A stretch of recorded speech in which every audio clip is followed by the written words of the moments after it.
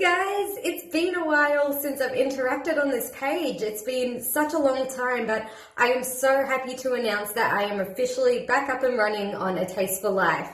So if you follow my videos, you've probably noticed my absence of posting and of interacting on that page.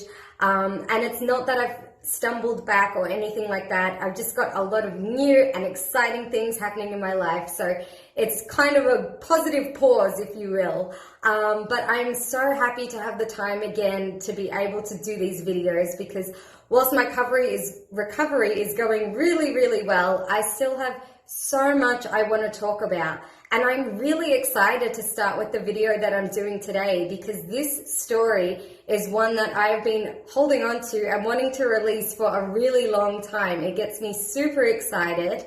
And it's really just a positive twist on the way recovery can happen. So for a bit of context, if you've never had to have treatment or engaged in treatment for an eating disorder, a lot of the time you're told to kind of make the eating disorder your enemy, which, you know, on the surface makes a lot of sense. It's doing you harm. You need to change that. You've got to try and acknowledge how detrimental it can be to your health. But for someone in an eating disorder, it's not always really that easy to make the eating disorder an enemy, because it's a comfort, it's a coping mechanism, it's a strategy in continuing in life. So it doesn't always make logical sense. And this is how I came up with this story. For me personally, this is how I parallel what I like to think about when trying to recover. And it's just about reframing the way that I think about the eating disorder. So no, I'm not going to turn it into my enemy, but yes, I'm going to acknowledge I need to change it. And this could come off sounding really bad at this point, like I'm trying to promote not making it the enemy. And it's not exactly what I'm saying. So if you're a bit confused, I still recommend you continue on and watch on, because it will all make sense once you see the story. But yeah, I've been well, lots of exciting things happening, and you'll probably be hearing from me at least once a week to every once a fortnight, because I really do have so much more I want to put out there, and exciting things ahead. So thank you everyone for your patience. I hope everyone has stayed well, and please enjoy the video. Also, just before I go, a quick trigger warning. This video that I'm putting out today was actually filmed just prior to my active participation in recovery. So I am still undernourished, I am still underweight, and if any of that is triggering to you, please do not feel like you need to look away, watch a different video. Otherwise, enjoy, and I'll see you soon. Bye.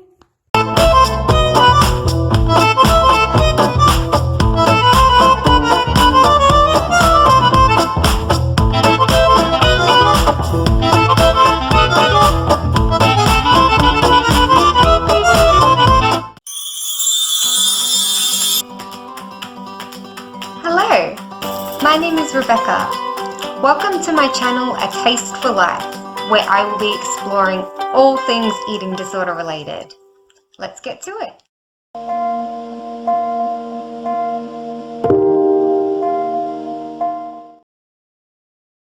Hooray, it's story time! Hooray, it's story time!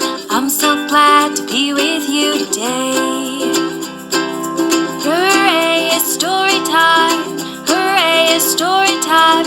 I'm so glad to be with you today. Hello, and welcome to today's video, where I'll be telling you the story of Kimmy. Kimmy is just my interpretation of how I experience my eating disorder. This may not resonate with everyone, but hopefully a few viewers will be able to connect to my experience. Let's get to it. So this story begins predictably and nonchalantly. We are living a life as a typical healthy functioning person whilst navigating the evolution of our ever-changing world. As our life progresses, we are exposed to a range of changing conditions in our physical environment, socioeconomic status, social influences, media exposure, psychological leaps, and general life experiences. These factors work in conjunction to shape who we are and how we fit ourselves into the world. There is no exact formula for creating the perfect life. Genetic predisposition and the general makeup of a person can mean that a replication in exterior circumstances causes a completely different reaction to the same stimuli when encountered by different people. That's a lot to process, but essentially what we're saying is that people are complex and unique. In this story, our protagonist lives a seemingly normal life until one day a trigger is set off. In anyone else, this trigger could cause a small emotional outbreak or just fizzle out to be nothing at all. But for this girl, the trigger sets off the development of an eating disorder. And that's where we introduce Kimmy. Kimmy is a very specialized formation in the brain. She's not present in the majority of the population. And even in those who have a Kimmy, she transforms flawlessly into what each individual specifically needs. Kimmy is not an essential part of the brain, but she comes to those who call to her for whatever reason that may be, conscious or unconscious. Because Kimmy isn't pre-programmed like the rest of the brain, when she appears, she's immediately inquisitive about why it is you need her and what she can do to help you. The thoughts and acts of restriction or compulsion or whatever it may be are seemingly innocent at this point. But as Kimmy silently observes the running of your mind, she realizes that there's an anxious response to mealtimes and food consumption, and she recognizes a reward response to avoidance of these activities. Kimmy waits for the brain's reaction and realizes this isn't the usual protocol. The brain is going with these new passing thoughts and responses to food, but it's programmed to logically know that this change in attitude is a defect. So the brain tries to use signals to reboot itself. It intensifies its hunger cues, it sends out more frequent cravings, and incessantly it tries to get you to eat again. The brain is relieved when the protagonist finally reacts to these prompts. However, Kimmy has a different reaction. Kimmy, being unprogrammed, unlike the rest of the brain, is different. Kimmy isn't driven by logic or rationality. Rather, she's an empath. She acts on emotion and naively only wants to conserve and expel happiness at any unreasonable cost. So whilst the brain celebrates the vital intake of nutrition, Kimmy sits quietly in the background, feeling the undertone of guilt, anger, sadness, and shame you're experiencing. And suddenly, she knows her purpose. Kimmy morphs herself into her own department of your existing brain with the sole purpose and function of eliminating these negative feelings and striving to keep you feeling safe, in control, comfortable, and happy. Over time, Kimmy helps you develop rules and regulations around food, exercise, and life. And although the rest of the brain is unsure and combative, you suppress that because of the elation and gratitude for the feelings that Kimmy is helping you feel. As you become closer to Kimmy, the rest of the brain goes into adaptation mode. The brain identifies that your bond to Kimmy is strong and logic resistant, which is the only combative tool they know how to use. So they shift their focus from fight to conservation. The brain reduces the tactics of hunger cues and cravings and all eat-provoking mechanisms to redirect that energy into helping the body calibrate a new level of homeostasis.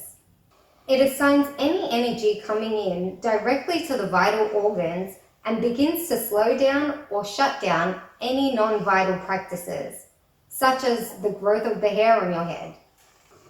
As the brain slowly implements more and more preservation methods, Kimmy is able to help you reach new food and weight-oriented goals, which inadvertently continue to reinforce a positive and safe response and acts as the catalyst for yours and Kimmy's relationship to grow until you're best friends and she is your greatest comforter. You live happily alongside Kimmy, but as other people around you begin to notice a difference in you, they recognize that you're most likely living with a version of Kimmy. Kimmy is eventually identified and diagnosed as an eating disorder. And what you've attributed to be a companion is now being portrayed as evil and scary. As time passes, more and more people around you become aware of Kimmy, all reacting very similarly. Some sad, some worried, some are even angry, but all with a negative connotation and mutual agreement that Kimmy needs to be eradicated. You maintain your relationship with Kimmy, but you start to question it. And in response, Kimmy questions you, questioning her in disbelief and confusion.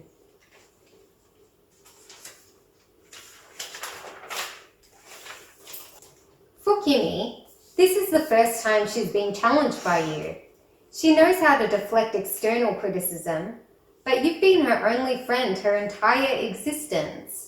This is where we see the benefits of the promotion approach, because we take the strength and power that Kimmy holds in the brain, and instead of eliminating it, we're able to channel it into a more constructive version of might in our mind.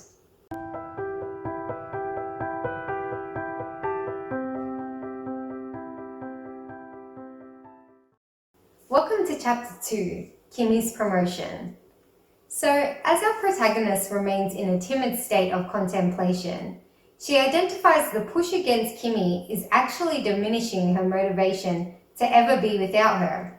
So now she has a rapport with Kimmy. That means she empathizes to her.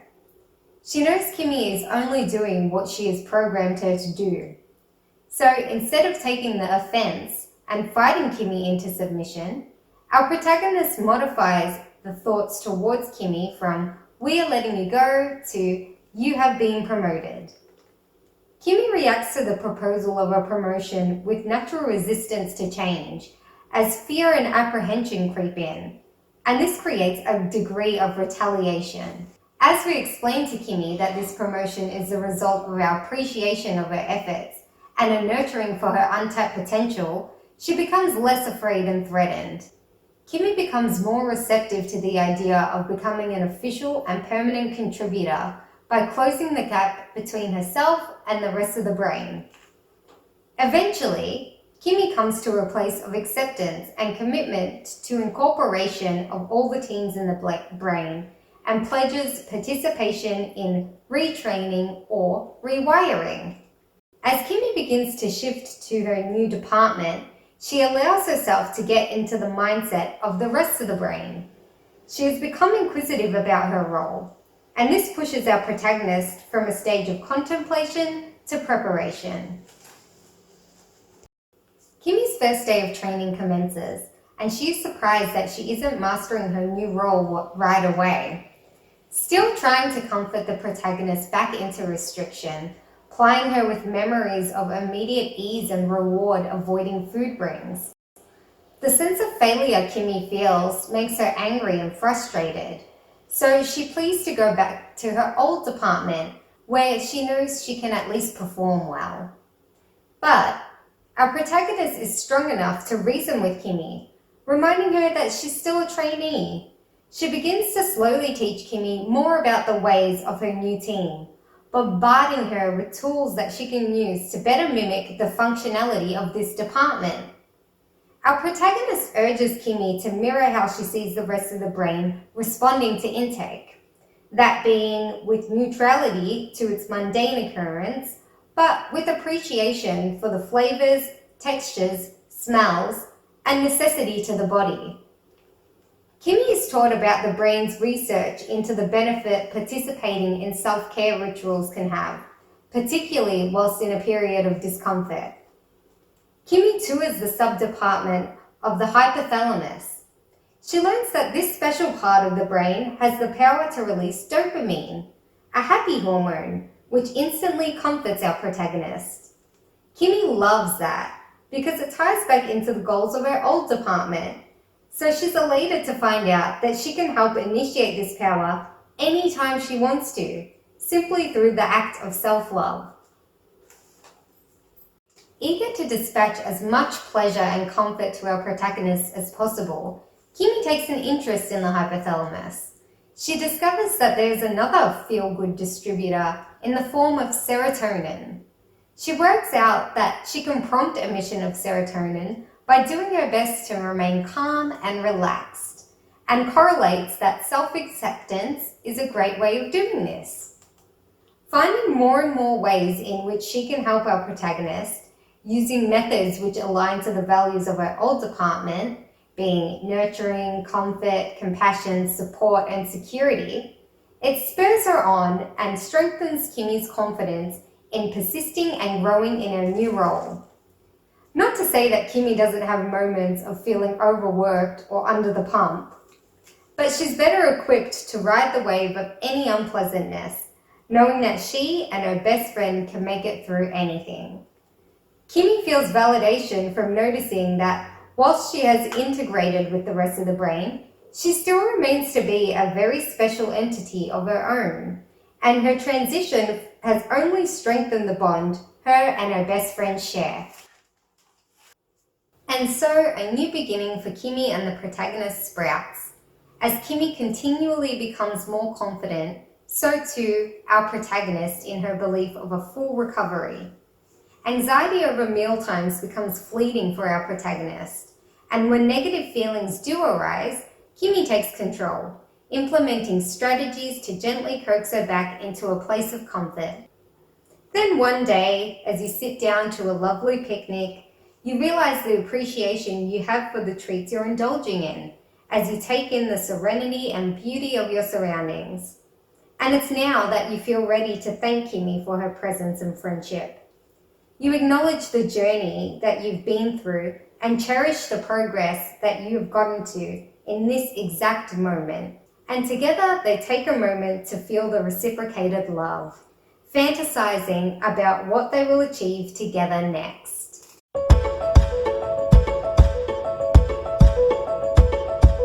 Thank you for listening to the story. I hope some of you have been able to engage in what I'm trying to say in the context of my eating disorder, and hopefully a part of it can relate back to you.